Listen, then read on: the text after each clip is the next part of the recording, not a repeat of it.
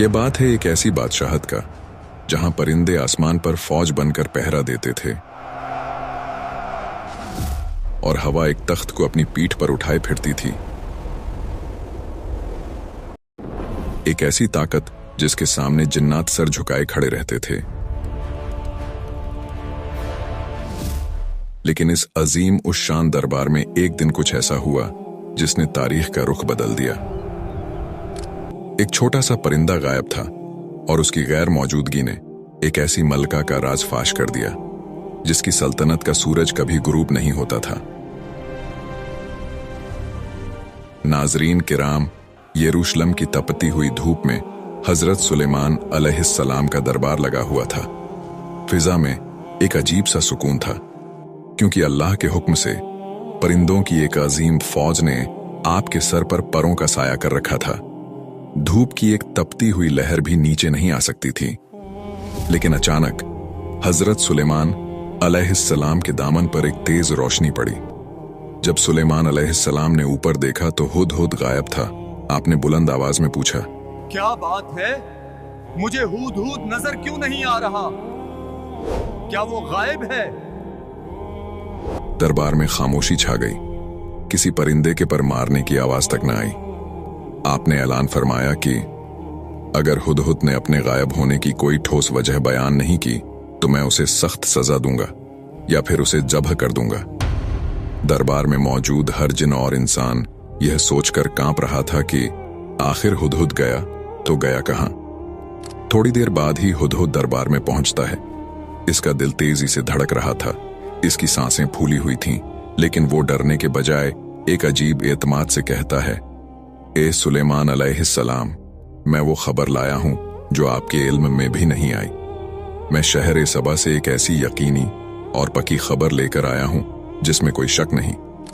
हुदहुद की बातें सुनकर दरबार के तमाम जिन्नात और इंसान हैरत ज़्यादा रह जाते हैं। हुदहुद कहता है, वहां मैंने एक औरत को देखा जो एक पूरी कौम पर हुकूमत कर रही है। इस मलका का नाम बल्गीस है और उसे वो तमाम शान और शौकत और दौलत हासिल है जो एक अजीम बादशाह के पास होनी चाहिए। इसके पास एक ऐसा अजीम उस शान तख्त है जिसकी खूबसूरती बयान से बाहर है। लेकिन फिर हुदहुद का लहजा गमगीन हो जाता है। ए अल्लाह के नबी, इतनी दौलत और इतने बड़े तख्त के बावजूद मैंने देखा कि वो मलका और उसकी कौम अल्लाह को छोड़कर सूरज को सजदा कर रहे हैं। शैतान ने उनके बुरे आमाल को उनकी नजरों में इतना खूबसूरत बना दिया है कि वो समझ रहे हैं कि वो ठीक रास्ते पर हैं। वो इस अल्लाह को सजदा नहीं करते बल्कि वो सूरज की पूजा करते हैं। हजरत सुलेमान अलैहिस्सलाम ने हुदहुद की बात सुनने के बाद फरमाया, हम बहुत जल्द देख लेंगे कि तू सच कह रहा है या तू भी झूठों में से है। फिर हजरत सुलेमान अलैहिस्सलाम ने एक कागज निकाला और उस पर अल्लाह का नाम लिख दिया। यह महज एक खत नहीं था, यह एक दावत थी, एक चैलेंज था और एक मौजज़ा था। फिर आपने हुदहुद से कहा, मेरा यह खत ले जा और इसे उनके पास गिरा दे। फिर जरा दूर होकर छुप जाना और देखना कि अब वो आपस में क्या बातचीत करते हैं। फिर हुदहुद वो खत अपनी चोंच में थामता है और दोबारा सबा की तरफ उड़ान भरता है। जब हुदहुद मलका बल्गीस के महल पहुंचा तो वो महल इतना शानदार था कि आम इंसान की अक्ल दंग रह जाए। मलका बल्गीस अपने कमरे में आराम कर रही थी कि अचानक रोशनदान से एक खत उसकी गोद में आ गिरा। मलका का दिल जोर जोर से धड़कने लगा। उसने खत खोला तो उस पर लिखी तहरीर ने उसके होश उड़ा दिए। उसने फौरन अपनी सल्तनत के सबसे बाअसर और ताकतवर सरदारों का हंगामी इजलास तलब किया। यह कोई मामूली मीटिंग नहीं थी। दरबार में 312 ऐसे सरदार मौजूद थे जिनमें से हर एक 1000 मुसल्लह लश्कर का कमांडर था।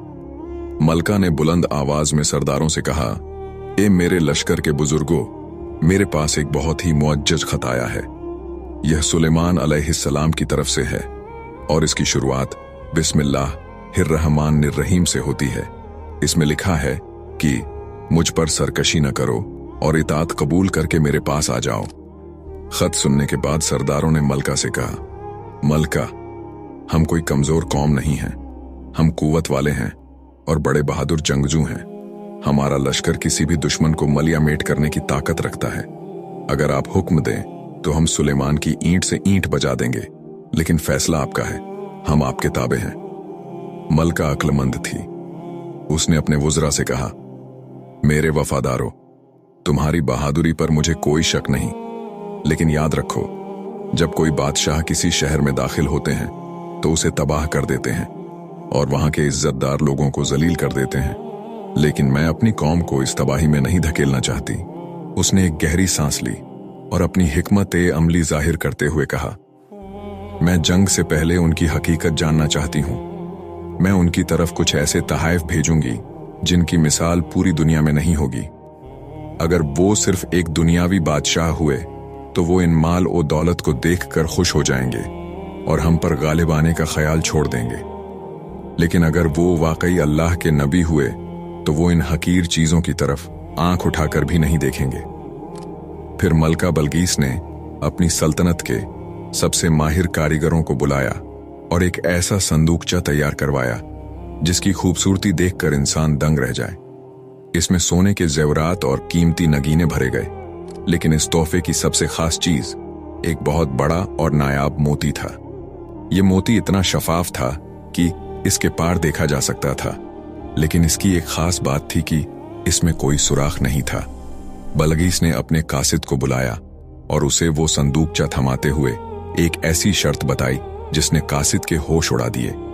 सुलेमान अलैहिस्सलाम से कहना कि अगर आप सच्चे हैं तो इस मोती में बगैर लोहे के औजार और बगैर आग की तपिश के सुराख करके दिखाएं। ये एक ऐसा इम्तिहान था जो बज़ाहिर नामुमकिन मालूम होता था।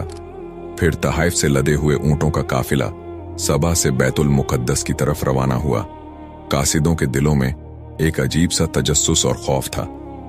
वो रेगिस्तान की तपती रेत और तूफानों का मुकाबला करते हुए आगे बढ़ रहे थे। उनका ख्याल था कि वो सुलेमान अलैहिस्सलाम को अपनी दौलत से मुतासिर कर देंगे, लेकिन जैसे ही वो सुलेमान अलैहिस्सलाम की सल्तनत की सरहदों में दाखिल हुए, उनके कदम वहीं रुक गए। वहां का मंजर उनके तसव्वुर से भी ज्यादा होलनाक और पुरशिकोह था। उन्होंने देखा कि सुलेमान अलैहिस्सलाम की फौज में सिर्फ इंसान नहीं, बल्कि खौफनाक जिन्नात और परिंदों के घोल भी शामिल थे। उनकी अपनी दौलत जो वो सबा से लाए थे, वहां के आम रास्तों पर बिछी हुई चीजों के सामने हेंच लगने लगी। जब बलगीस का कासिद हजरत सुलेमान अलैहिस्सलाम के सामने पहुंचा और मलका का भेजा हुआ तोहफा पेश किया, तो सुलेमान अलैहिस्सलाम ने उस संदूकचे की तरफ देखा भी नहीं और कासिद से कहा, क्या तुम माल के जरिए मेरी मदद करना चाहते हो? जो कुछ अल्लाह ने मुझे अता फरमाया है वो इससे कहीं बेहतर है जो तुम लाए हो। फिर आपने उस मोती की तरफ देखा जिसमें सुराख करना नामुमकिन था। कासिद ने वो शर्त बताई जो मलका ने रखी थी। दोस्तों, क्या हजरत सुलेमान अलैहिस्सलाम इस नामुमकिन चैलेंज को पूरा कर सकेंगे? दरबार में मौजूद हर शख्स की नजरें इस मोती पर जमी हुई थीं। हजरत सुलेमान अलैहिस्सलाम ने एक छोटे से कीड़े को हुक्म दिया कि वो मोती में सुराख कर दे। फिर वो कीड़ा मोती के अंदर दाखिल होता है और अपना रास्ता बनाता हुआ पलक झपकते ही दूसरी तरफ से निकल आता है, बिल्कुल वैसे ही जैसे बलगीस ने चाहा था। कासिदों के चेहरे जर्द पड़ गए। उनके पास इस मौजे का कोई जवाब नहीं था। हजरत सुलेमान अलैहिस्सलाम अपनी जगह से उठे। उनका साया कासिदों पर छा गया। आपने इन कीमती सोने और चांदी के संदूकचों की तरफ हिकारत से देखा और कड़कदार आवाज में फरमाया, क्या तुम लोग माल के जरिए मेरी मदद करना चाहते हो? याद रखो, जो कुछ अल्लाह ने मुझे अता फरमाया है वो इससे कहीं बेहतर है जो तुम लाए हो। हकीकत तो यह है कि तुम लोग अपने हदयों से खुद ही खुश होते रहो, मुझे उनकी कोई जरूरत नहीं। फिर आपने कासिद की आंखों में आंखें डालकर कहा, वापस जाओ अपने मलका के पास और उनसे कहो, मैं उनकी तरफ ऐसे लश्कर लेकर आऊंगा जिनसे मुकाबला करने की उनमें मजाल नहीं होगी। अगर उसने हक को कबूल नहीं किया तो मैं उनको जिल्लत और ख्वारी के साथ उनके शहर से बाहर निकाल दूंगा। कासिद वापस सबा पहुंचा और सारा किस्सा सुना दिया। जब बलगीस ने सारा माजरा सुना, जब उसे मोती के मोजजे का इल्म हुआ और जब उसे बताया गया कि सुलेमान अलैहिस्सलाम का लश्कर सिर्फ इंसानों पर नहीं बल्कि हवाओं और जिन्नात पर भी मुश्तमिल है, तो उसे समझ आ गई कि यह मुकाबला जमीन के किसी बादशाह से नहीं, बल्कि खुदा के एक मुंतखब बंदे से है। बलगीस ने अपने वजीरों की तरफ देखा और कहा, मैंने जान लिया है कि उनसे मुकाबला करना अपनी तबाही को दावत देना है। बल वो जो दावा कर रहे हैं उसकी ताईद अल्लाह की तरफ से है। अब हम वहां जंग के लिए नहीं बल्कि इताअत के लिए जाएंगे। उधर बैतुल मुकद्दस में हजरत सुलेमान अलैहिस्सलाम को बजदरिए वही मालूम हो चुका था कि बलगीस अपनी कौम के साथ रवाना हो चुकी है और अब करीब पहुंचने वाली है। आपने अपने दरबार में मौजूद जिन्नात और सरदारों से एक अजीब सवाल किया, ए मेरे दरबार के बुजुर्गों, तुम में से कौन है जो बलगीस का वो अजीम उस शान तख्त उसके पहुंचने से पहले यहां मेरे पास लाकर रख दे। एक सरकश और ताकतवर जिन जिसका नाम अफरीद था खड़ा हुआ। उसने कहा, मैं इस तख्त को दरबार खत्म होने से पहले ही ले आऊंगा। हजरत सुलेमान ने कहा, क्या कोई और भी है जो इस तख्त को इससे पहले हाजिर कर सकता हो? तो आसिफ बरखिया, जिसके पास अल्लाह की किताब का इल्म और इसमें आजम था, उन्होंने कहा, मैं वो तख्त आपके पलक झपकते ही आपके सामने पेश कर दूंगा। फिर ज्यों ही हजरत सुलेमान अलैहिस्सलाम ने अपनी पलकें झपकाईं और जैसे ही आपकी आंखें दोबारा खुलीं, दरबार में बलगीस का वो अजीम उश्शान और सुनहरा तख्त मौजूद था। यह तख्त कोई मामूली फर्नीचर नहीं था। इस पर जड़े हुए याकूत, जमरूद और हीरे दरबार की रोशनियों में ऐसे चमक रहे थे जैसे हजारों सितारे जमीन पर उतर आए हों। इसकी बनावट और इसकी अजमत देखकर बड़े बड़े जिन्नात भी दंग रह गए। आसिफ बिन बरखिया ने इसमें आजम की बरकत से जमीन के इन हिस्सों को समेट दिया था और तख्त को पलक झपकने में हाजिर कर दिया था। तख्त को अपने सामने देखकर हजरत सुलेमान अलैहिस्सलाम के चेहरे पर तकब्बुर के बजाय आजजी आ गई। आपने आसमान की तरफ देखा और फरमाया, यह मेरे परवरदिगार का फजल है ताकि वह मेरा इम्तिहान ले कि मैं इसका शुक्र अदा करता हूं या नाशुक्री। उधर मलका बलगीस का काफिला करीब पहुंच चुका था। हजरत सुलेमान अलैहिस्सलाम ने एक और हैरत अंगेज हुक्म दिया। आपने फरमाया, इस तख्त की शक्ल और सूरत में थोड़ी तब्दीली कर दो। हम देखना चाहते हैं कि क्या बलगीस अपने तख्त को पहचान पाती है या वो उन लोगों में से है जो हकीकत को नहीं देख पाते। कारीगरों ने तेजी से काम शुरू किया। तख्त के कुछ हिस्सों को ढांप दिया गया, कुछ नगीनों की जगह बदल दी गई और इसकी जाहिरी चमक को एक नया रुख दिया गया। यह बलगीस की जहानत और इसकी बसीरत का इम्तिहान था। जब मलका बलगीस का काफिला बैतुल मुकद्दस पहुंच चुका तो बलगीस, जो खुद को एक अजीम हुक्मरान समझती थी, जब सुलेमान अलैहिस्सलाम की सल्तनत में दाखिल हुई तो उसे अपनी हर चीज हेंच लगने लगी। उसने देखा कि यहाँ के रास्ते, यहाँ की इमारतें और यहाँ का निजाम ओ ज़ब्त उसके अपने शहर सबा से कहीं ज्यादा बुलंद है। बलगीस जब दरबार में दाखिल हुई तो उसका सर फख्र से बुलंद था, लेकिन उसकी आंखों में एक छुपी हुई हैरत थी। उसे हजरत सुलेमान अलैहिस्सलाम के सामने लाया गया। दरबार का जलाल देखकर वो मरूब तो थी, लेकिन उसने अपनी हिम्मत बरकरार रखी। हजरत सुलेमान अलैहिस्सलाम ने बदले हुए तख्त की तरफ इशारा किया और बलगीस से पूछा, क्या तुम्हारा तख्त भी ऐसा ही है? बलगीस का दिल जोर जोर से धड़कने लगा। उसने सोचा कि मेरा तख्त तो सबा में 7 तालों के पीछे बंद है, यह यहां कैसे हो सकता है? लेकिन इसकी बनावट, इसके वही खास पत्थर, वो उलझ गई।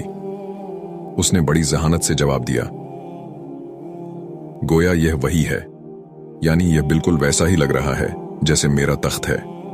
इस इम्तिहान के बाद हजरत सुलेमान अलैहिस्सलाम उसे अपने महल के इस खास हिस्से में ले गए जिसे जिन्नात ने सिर्फ शीशे से बनाया था।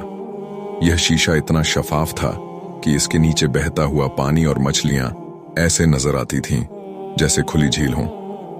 मलका बलगीस ने जब कदम आगे बढ़ाया तो उसे लगा कि डब्ल्यू पानी में गिर जाएगी।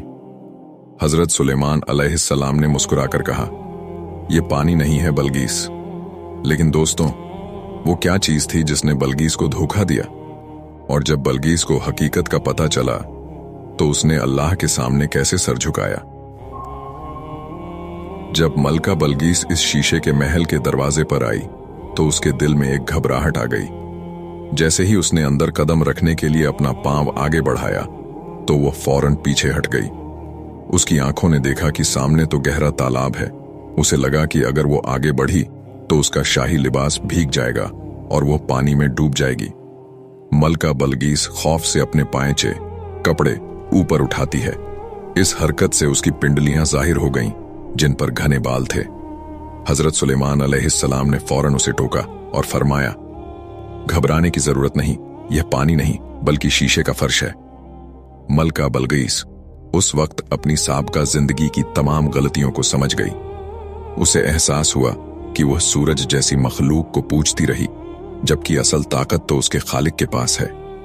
उसने तौबा की और पुकार उठी, ए मेरे रब, मैंने अपने नफ्स पर जुल्म किया और अब मैं सुलेमान अलैहिस्सलाम के साथ अल्लाह पर ईमान लाती हूं। लेकिन दोस्तों, यह एक मलका की शिकस्त नहीं थी, बल्कि एक रूह की जीत थी। रिवायात के मुताबिक इसके बाद हजरत सुलेमान अलैहिस्सलाम ने मलका बलगईस से निकाह कर लिया। फिर इसके बाद बलगईस के पैरों के बालों को साफ करने के लिए, जो इस वक्त बालों को खूबसूरती के मयार के खिलाफ समझा जाता था, हजरत सुलेमान अलैहिस्सलाम ने जिन्नात को हुक्म दिया कि वो एक हम्माम तैयार करें जिसमें मलका खुद को साफ करें। फिर आपके हुक्म पर शयातीन और जिन्नात ने मलका के लिए पहली बार हम्माम तैयार किए और वो खास क्रीम नूरा ईजाद की जिससे बालों की सफाई की जाती थी। कहा जाता है कि यहां तक कि पानी को गर्दिश देने वाली मशीनें भी इसी दौर की ईजादात में शामिल हैं। रिवायात में आता है कि हजरत सुलेमान अलैहिस्सलाम की अजमत सिर्फ जिन्नात पर हुक्मरानी तक महदूद न थी। आपको अल्लाह ने वो इल्म अता किया था कि आप कायनात की हर जबान जानते थे। जब जंग का मौका होता तो आप फारसी में कलाम करते, जब दरबार में होते तो रूमी जबान इस्तेमाल करते, अपनी अज़वाज के साथ सिरयानी में बात करते और जब अल्लाह की बारगाह में मुनाजात करते तो अरबी जबान का इंतखाब करते थे। यह कायनात का वो अजीम और आदिल बादशाह था जिसने पूरी दुनिया पर हुकूमत की और अल्लाह ने हर चीज को इसका फरमानबरदार बना दिया था। लेकिन दोस्तों, सुलेमान अलैहिस्सलाम की वफात के फौरन बाद एक ऐसी साजिश शुरू हुई जिसने तारीख का रुख मोड़ दिया। शैतानों ने हजरत सुलेमान अलैहिस्सलाम के तख्त के नीचे जादू की किताबें दफन कर दीं ताकि लोगों को यकीन दिला सकें कि सुलेमान अलैहिस्सलाम मोजज़ात से नहीं बल्कि जादू से हुकूमत करते थे। क्या लोग शैतान के इस धोखे में आ गए और सुलेमान अलैहिस्सलाम ने अपने बाद किसे अपना वारिस चुना था?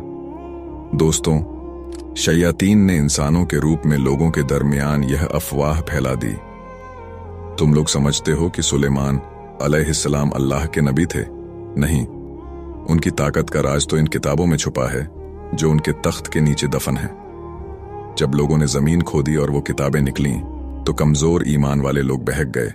वो कहने लगे, सुलेमान अलैहिस्सलाम तो जादूगर थे, लेकिन अल्लाह ने अपने नबी की पाकीज़गी की गवाही दी। कुरान पाक में वाज़ेह तौर पर फरमाया गया कि सुलेमान अलैहिस्सलाम ने कुफ्र नहीं किया था, बल्कि शयातीन काफिर थे जो लोगों को जादू सिखाते थे।